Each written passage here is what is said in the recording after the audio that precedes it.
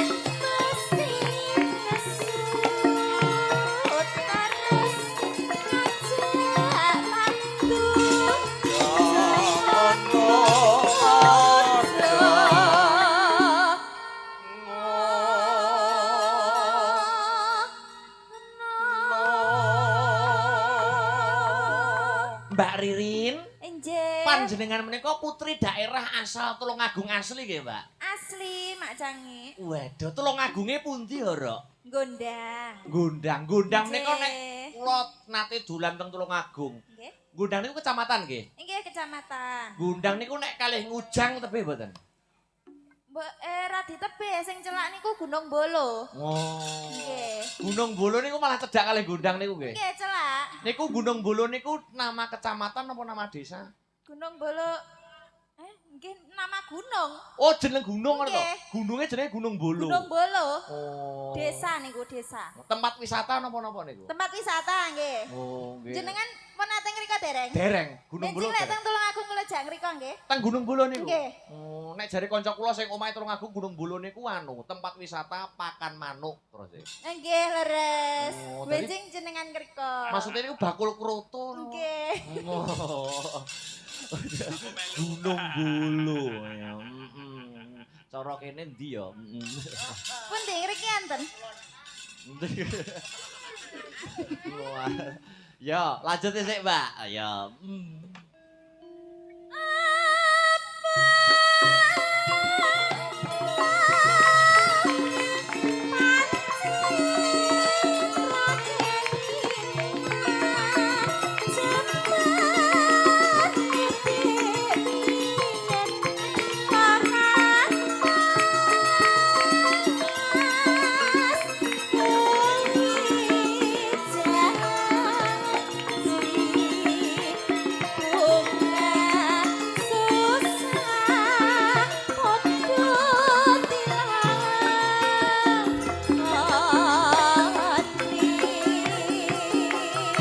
Wilujeng mriksani, wilujeng midhangetaken ingkang memonitor lumantar channel YouTube Asta Brata Media. Salam pambuka saking kanca-kanca sanggar seni Asta Brata. Iya. Jenang kula no. Iya.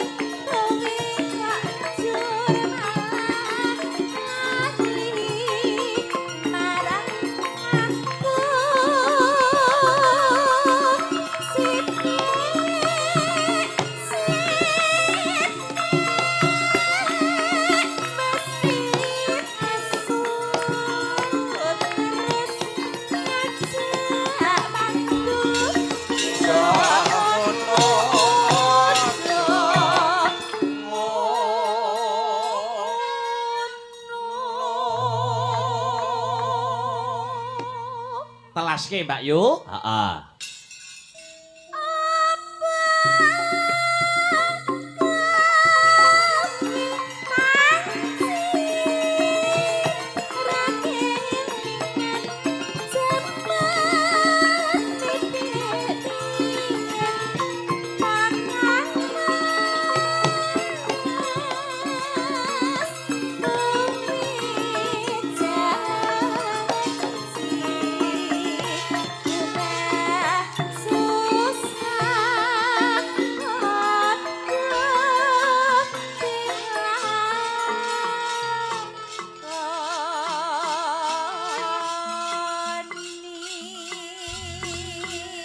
Ngaturake panuwun Mbak Ririn. Iya.